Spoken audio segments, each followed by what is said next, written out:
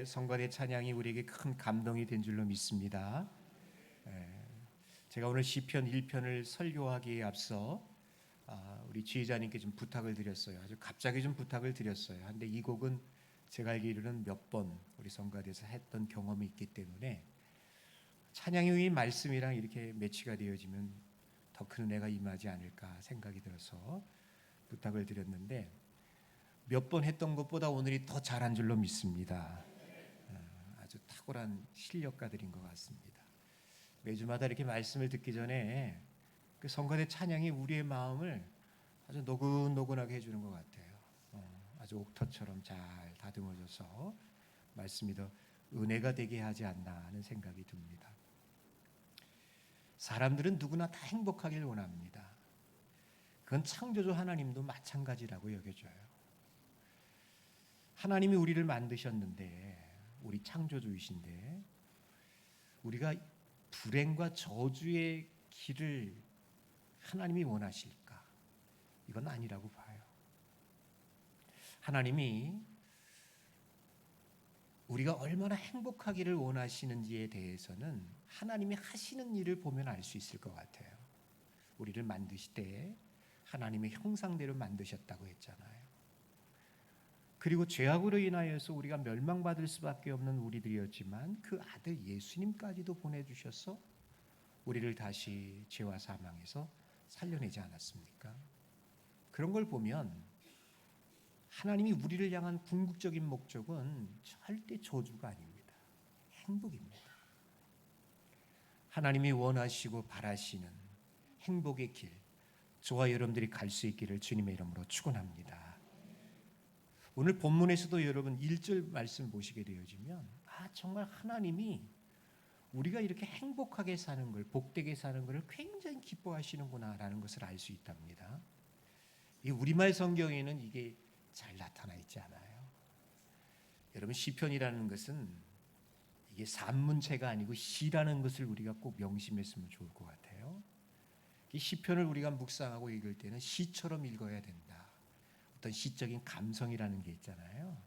그렇게 보면 훨씬 더 저는 은혜가 될 줄로 알아요. 그 시편 1편 말씀 보면요, 이게 감탄문으로 되어 있어요. 이런 사람들이 얼마나 복된 사람이냐, 그런 거예요. 악인들의 꾀를 따르지 아니하고 죄인의 길에 서지 아니하고 오만한 자리에 앉지 않은 사람이 얼마나 복된 사람이냐. 하나님이 그걸 그렇게 기대하시면서 정말 그런 사람들을 칭찬하시는 하나님의 바람이 이 속에 나타나 있다라는 것이죠. 세상과 하나님과의 그 사이에는 좀 차이가 있는 것 같아요. 이 행복이라는 관점에서 보더라도 세상은 뭐라고 그럽니까? 돈이 행복이라고 그러죠. 세상은 우리가 성공하고 출세하면 그게 바로 행복의 길이라고 이야기합니다만 하나님은 한 번도 그렇게 말씀하신 적이 없는 것 같아요. 정말 하나님이 원하시는 행복의 길이 무엇일까? 하나님이 가장 사랑한다고 하는 우리가 이 땅에서 살아가는 동안 행복하고 복된 길을 사는 비결이 무엇일까에 대해서 오늘 본문이 우리에게 말씀해주고 있다는 겁니다. 먼저 복 있는 사람은 이 세 가지를 멀리한대요. 1절에서 이야기합니다. 악인들의 꾀를 따르지 않습니다. 죄인들의 길에 서지 않습니다. 또 오만한 자들의 자리에도 앉지 않습니다. 라고 말하고 있어요. 악인들, 죄인들, 오만한 자들. 이 표현은 다르지만 저는 다 같은 류의 사람들이라고 봅니다. 이런 사람들을 멀리하는 사람들이 복 있는 사람이다 라고 말해주고 있죠. 근데 여기 보시게 되어지면요, 복 있는 사람은 여러분 단수형이에요. 근데 여기 악인들, 죄인들, 오만한 자들 다 복수로 표현되어져 있어요. 뭘 말하는 걸까요? 세상에는 악한 사람들이 훨씬 많다는 거예요. 그리고 의인들, 복 있는 사람들 주변에는 늘 우리를 넘어뜨리려 하고 악의 길로 우리를 유혹하는 정말 이런 악한 사람들이 굉장히 많다는 것을 우리에게 말해주고 있다는 겁니다. 게다가 오늘 이들과 관련되어진 동사를 보면요, 우리가 주목할 필요가 있어요. 따르다, 서다, 앉다. 이게 점진적이고 점층법으로 나타나 있습니다. 내용적으로 보시게 되어지면 처음에는 따르는 거예요. 근데 그 다음에는 어떻게 되냐? 거기 섰어요. 그리고 그 다음에는 완전히 앉아버리고 말았습니다. 이렇게 이야기할 수 있을 것 같아요. 처음에는 그 마음 속에 있는, 생각 속에 있는 악한 꾀가 있었는데 이게 이제는 길이 되어졌어요. 하나의 습관이 되어졌어요. 그리고 나중에는 어떻게 됐냐? 그 사람이 망할 수밖에 없는 오만한 자의 자리에 앉게 되어졌다. 점층적으로 나타나고 있다라는 것이죠. 여러분, 죄라는 것은 절대 한 번으로 끝나는 법이 없답니다. 죄 한 번 졌다고 그래가지고 그 사람이 그냥 폭삭 망하느냐? 여러분, 그런 법은 별로 없는 것 같아요. 항상 우리의 죄는 어떻게 작은 생각에서부터 시작되어지는 것 같아요. 그 나쁜 생각을 자꾸 하다 보면 그것이 뭐가 되죠? 습관이 되어져요.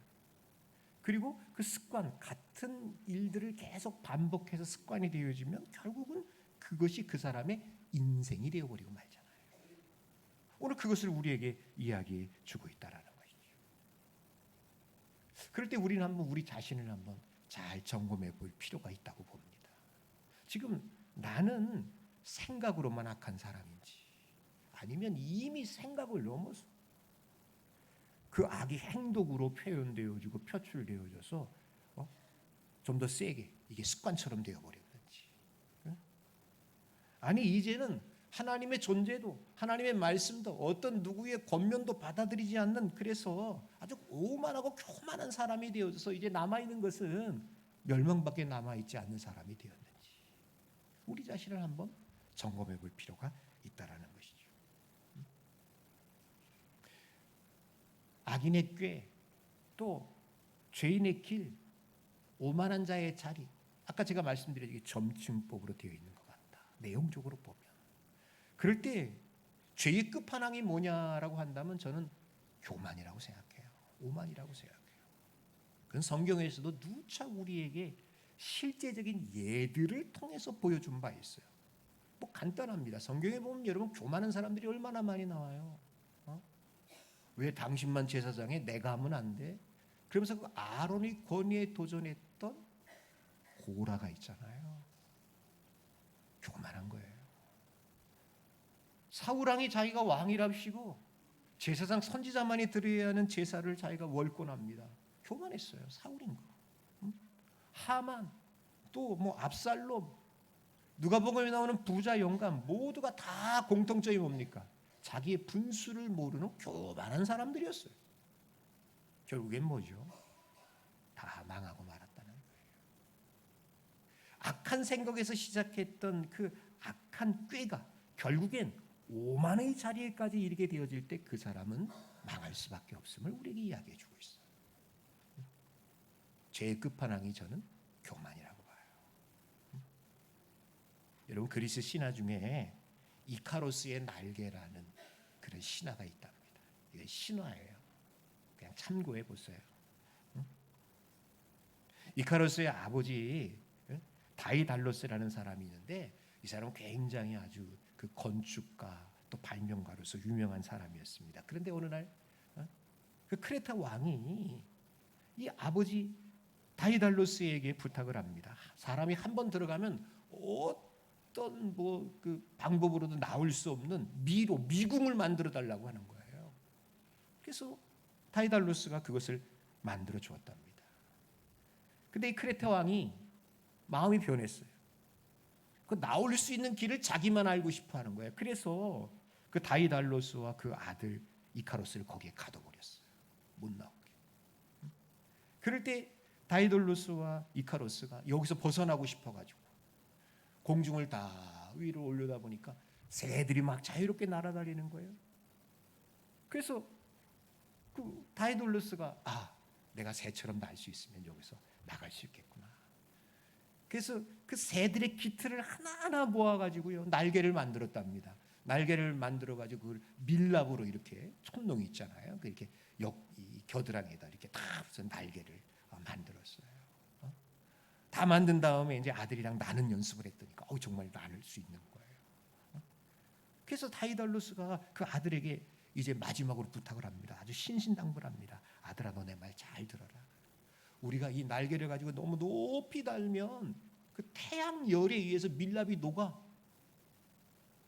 그리고 또 너무 낮게 날면 우리가 그 바닷물에 이게 물이 날개가 젖어가지고 이게 또 날지 못할 거야. 그러니까 항상 그 하늘과 바다 중간으로만 날아야 돼. 신신당부를 한답니다. 근데 이 아들이 막 날개짓을 하다가 이카로스가 창공을 올라가니까 너무 신나는 거예요. 끝도 없이 올라가잖아요. 그래서 어디까지 갔느냐? 태양 근처까지 가는 바람에 그때부터 이 밀랍이 툭툭툭툭 녹기 시작하더니 바다로 떨어지고 말았어요. 여기에 나온 말이 있어요. 추락하는 것은 뭐가 있다고요? 날개가 있다. 여기서 나온 말이래요. 추락하는 것은 날개가 있다. 높이 올라가는 것이 문제가 아니에요. 문제는 뭘까요? 하나님 없이 높아지는 거예요. 이게 교만이에요. 하나님의 말씀도 하나님의 존재도 하나도 개의치 않습니다. 자기 인생의 주인이 자기예요. 자기 생각, 자기 고집, 자기 의견이 최고예요. 부모가 말해도 듣지 않아요. 목사가 말해도 안 들어요.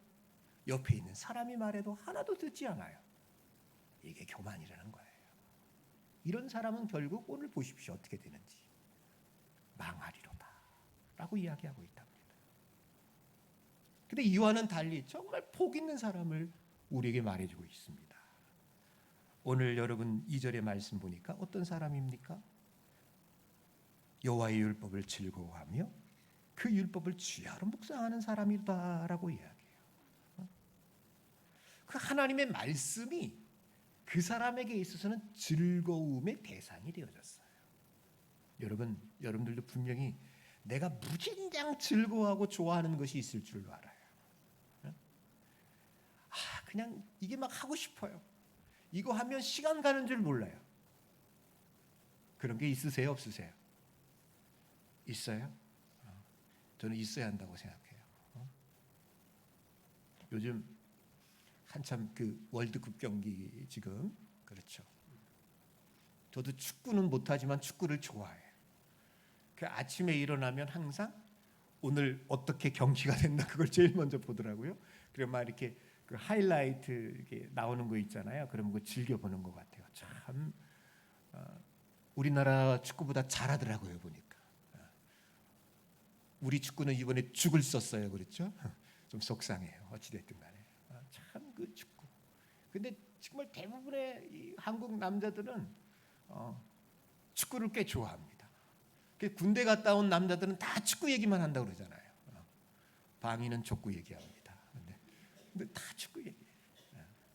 제가 예전에 전도사 때 우리 그 담임 목사님한테 들었던 얘기 중에 하나가 있었는데, 그분이 우리 노예뿐이라는 얘기를 내가 들은 것 같아요. 그 목사님이 축구를 너무 좋아해가지고요. 주일날 축구를 하는데 그날 말레이시아랑 이제 축구를 했대. 예배 시간에. 근데 이 목사님이 너무 좋아한 나머지 요만한 트랜지스타 라디오를 가지고서 강단에 올라간 거예요. 그 몰래 이거 이어폰 옛날 그 레시바라고 그랬나? 이걸 딱 끄고서 이제 듣는 겁니다. 언제 들었느냐? 그 장로님이 대표 기도할 때 그걸 들었어요. 장로님은 앞에 딱 지금 대표 기도하고 있는데 목사님이 저 뒤에 앉아가지고 이렇게 끄고서 듣다가 갑자기 목사님이 그걸 듣다가 꼬리는 거예요. 그러니까 기도하던 장로님도 놀라고 교인들도 다 놀라고 그냥 난리가 났어요. 너무 좋아하는 거예요.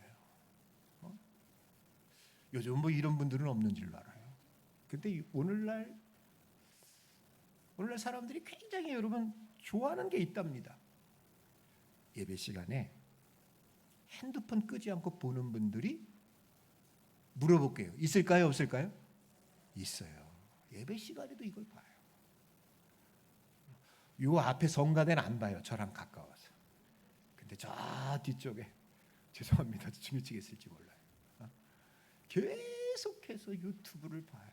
그냥 음성은 안 들리지만 그냥 영상으로 계속 보는 거예요. 유튜브, 쇼츠, SNS, 카톡 끊임없이 봐요. 이건 좋아하는 걸 넘어서 중독이죠. 저는 좋지 않다고 봐요. 어찌됐든 간에 오늘 본문의 말씀 보면 하나님의 말씀을 이 시인은 그렇게 좋아합니다. 너무 좋아하니까, 너무 즐거워하니까 뭐라고 그래요? 밤낮을 가리지 않고 주야로 묵상하는 자로다라고 이야기해요. 특별히 좋아한다라는 말을 더 강하게 표현하고 있는 것이 묵상이라는 말입니다. 이 묵상이라는 말이 여러분 그 히브리어로요 하가라는 뜻이에요.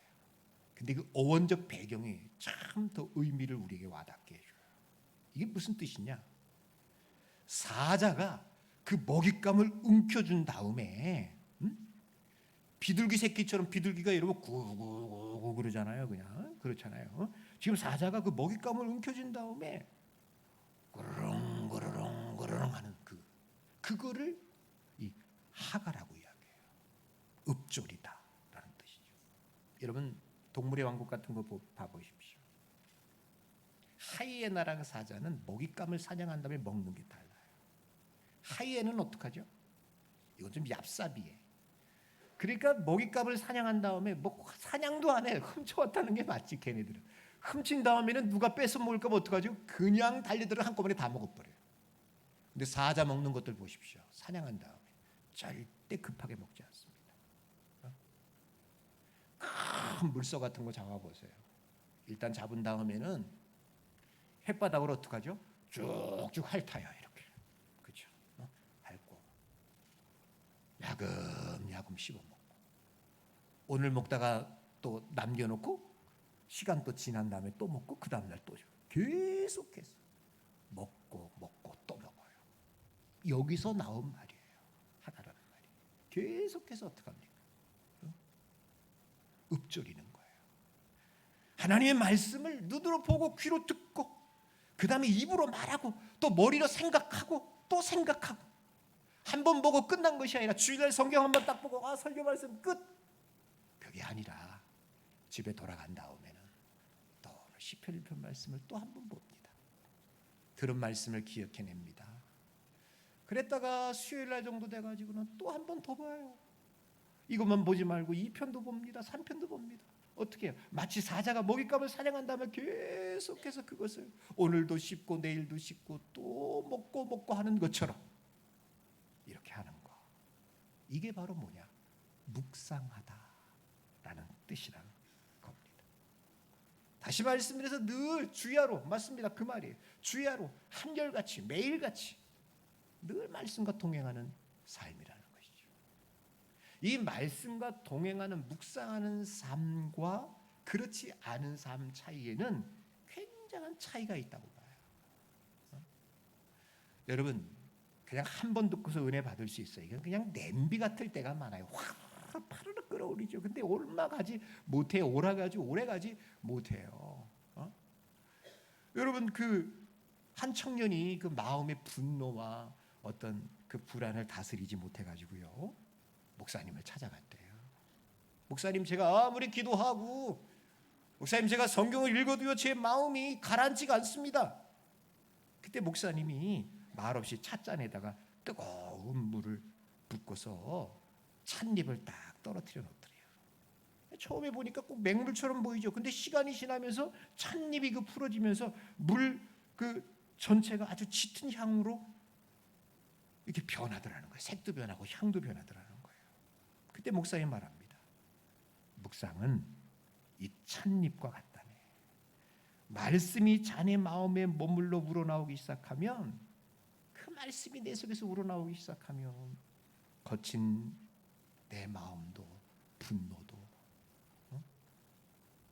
흔들리는 내 불안도 이게 다 하나님의 성품으로 채워지는 것이라네.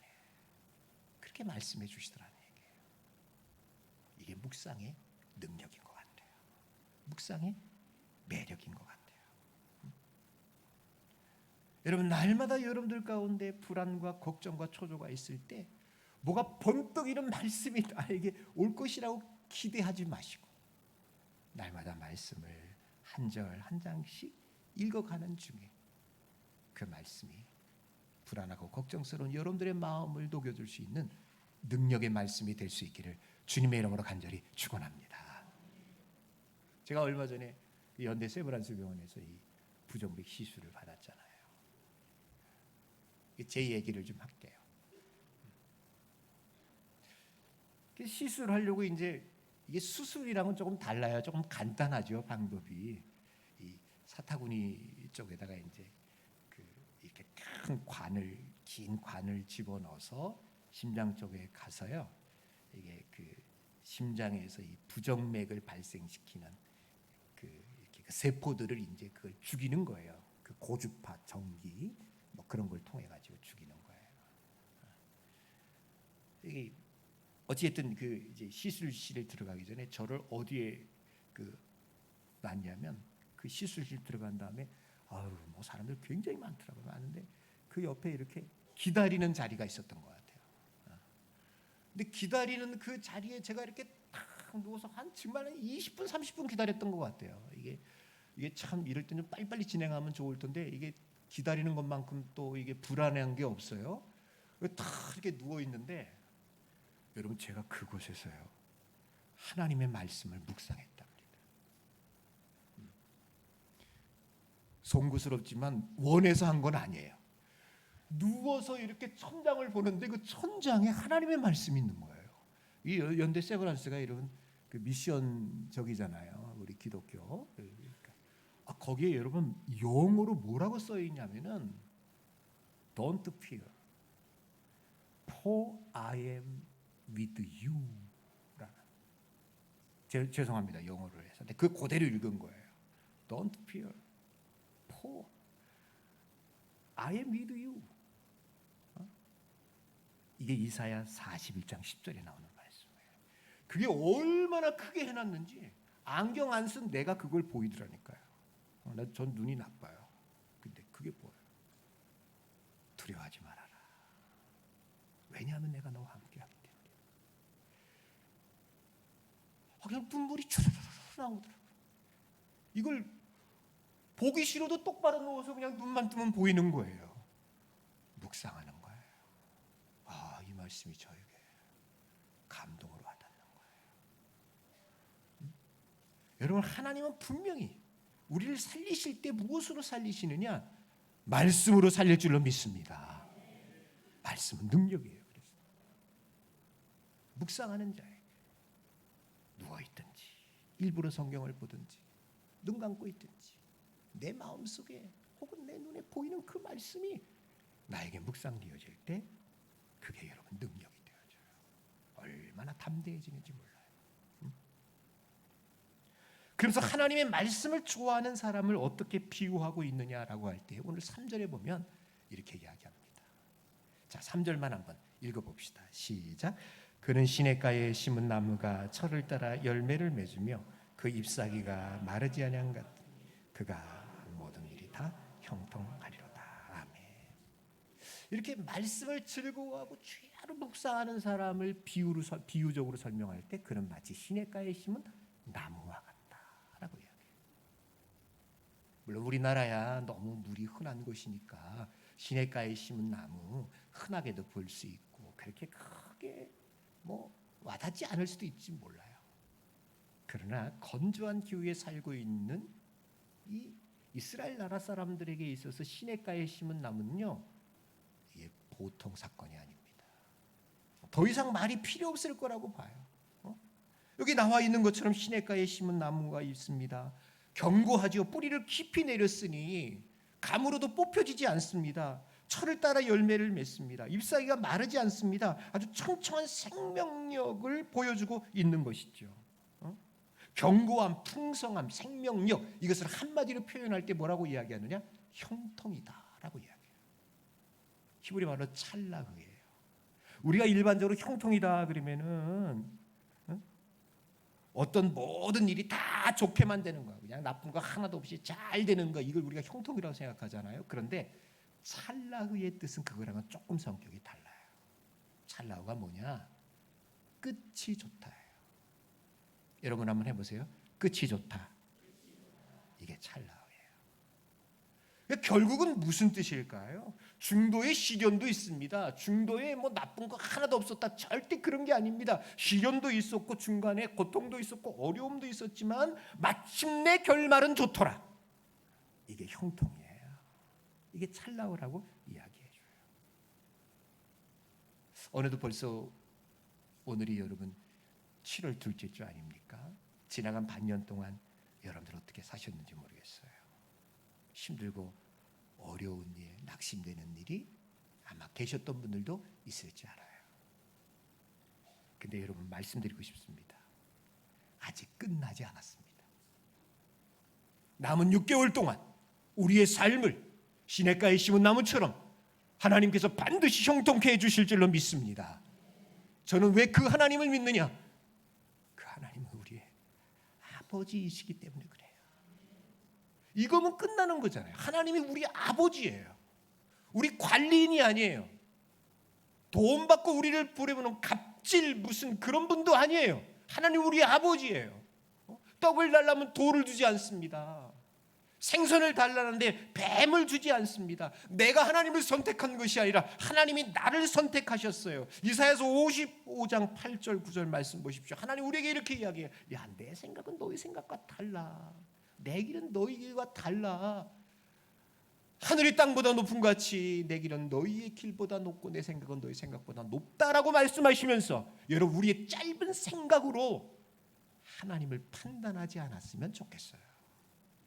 지금은 긴 터널을 지나간 것 같지만 6개월 동안 그렇게 살아왔을지 모르지만 남은 6개월 동안 하나님이 바꾸어 주실 줄로 믿습니다. 그 하나님을 기대하세요. 그 하나님을 소망하세요. 항상 믿음대로 되는 것이 우리 기독교의 역사인 줄로 믿습니다. 근데 악인은 달라요. 악인의 모습은 전혀 다릅니다. 1장 4절 말씀 보십시오. 악인들은 그렇지 않다. 오직 바람에 나는 겨와 같다. 바람에 나는 겨를 한번 상상해 보십시오. 의인의 모습과는 너무나도 다르지요. 시냇가에 심겨진 그 나무와는 너무나도 다릅니다. 바람에 날려 이리저리 흩어져 버리는 거예요. 흔적도 찾지 못해요. 더 이상 무슨 말이 필요하겠습니까? 아무 쓸모도 없다는 거 아니겠어요? 무가치하다라는 것이죠. 한시적이라는 거예요. 그래서 결국 악인은 어떻게 되느냐? 5절과 6절의 말씀 보면, 자 5절 6절 또 한번 읽읍시다. 시작. 그러므로 악인들은 심판을 견디지 못하며 죄인들이 의인들의 모임에 들지 못하리로다. 무릇 의인들의 길은 여호와께서 인정하시나 악인들의 길은 망하리로다. 아멘. 결국 악인은 어떻게 되느냐? 심판을 받게 되어진다. 맞습니다.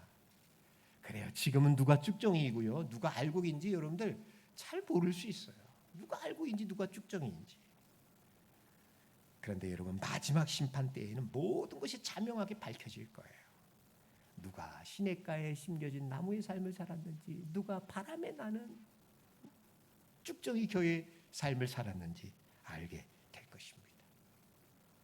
남은 6개월 동안 여러분 올해가 마무리되어질 때까지 여러분들의 삶이 시냇가에 심겨진 나무처럼 풍성해질 수 있기를 주님의 이름으로 간절히 축원합니다. 말씀을 맺을게요. 하나님은 오늘 우리에게 두 사람의 길을 보여주셔요. 한 사람은 시냇가에 심긴 나무죠. 또 한 사람은 바람에 날리는 겨입니다. 둘 다 세상에 똑같이 살아가요. 같은 태양을 받고 같은 피를 맞습니다. 근데 결론은 전혀 달라요. 한 사람은 철을 따라 열매를 맺어요. 한 사람은 흔적도 없이 사라져요. 그 차이가 어디에 있을까요? 그 사람의 능력입니까? 그 사람이 가진 소유와 돈에 달려있는 겁니까? 아닙니다. 오늘 분명히 이야기하고 있어요. 그 인생이 무엇을 즐거워하며 어떻게 살았는가에 따라서 이 달라진다는 이야기예요. 다시 말씀드려서 여러분, 행복은 환경이 아니라 방향이라는 거예요. 행복은 환경이 아니에요. 방향이에요. 방향. 내 환경이 좀 누추하면 어때요? 내 환경이 좀 병들고 고단하면 어때요? 내가 갖고 있는 방향이 중요해요. 어느 노인이 손자에게 말했어요. 야, 내 마음에는 두 마리 늑대가 싸우고 있어요. 손자가 물었어요. 할아버지, 아니 내 마음에 무슨 늑대가 있어요? 어떤 늑대가 있는데요? 할아버지가 말합니다. 한 마리는 욕심과 분노, 교만을 먹고 사는 늑대가 있고, 또 한 마리는 사랑과 진실, 믿음을 사는 늑대가 있단다. 손자가 물어요. 할아버지, 두 마리 늑대가 싸우면 누가 이겨요? 그럴 때 그 할아버지가 이야기합니다. 내가 먹이를 주는 것이 이겨. 내가 어느 쪽에 먹이를 주냐에 따라 달라져. 우리의 삶도 마찬가지예요. 세상의 말에 귀를 기울이면 악인의 길에 서게 될 거예요. 하지만 하나님의 말씀을 먹고 또 먹고 주야로 묵상하면 의인의 길을 걷게 되어질 것입니다. 결국 시편 1편은 우리에게 뭘 이야기해 주고 있느냐? 어디에 뿌리를 내리고 무엇을 날마다 공급받는가를 우리에게 묻고 있는 겁니다. 말씀의 뿌리를 내리십시오. 말씀과 동행하는 여러분들의 남은 생애가 될 수 있기를 주님의 이름으로 간절히 축원합니다. 말씀을 가까이 하는 사람이 행복한 사람입니다. 자, 우리 옆에 있는 분들과 인사합니다. 말씀을 가까이 해서 복된 사람이 됩시다. 인사합니다. 아멘입니다. 할렐루야. 감사합니다. 자, 우리 찬양합시다. 찬송가. 이 찬양을 우리가 잘 부르지 않았던 찬양인데 제가 성가대 좀 부탁하면서 함께 찬양했으면 좋겠습니다. 자, 203장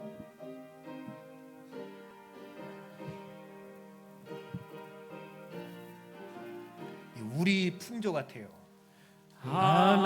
하나님의 말씀은 생명의 말씀이라.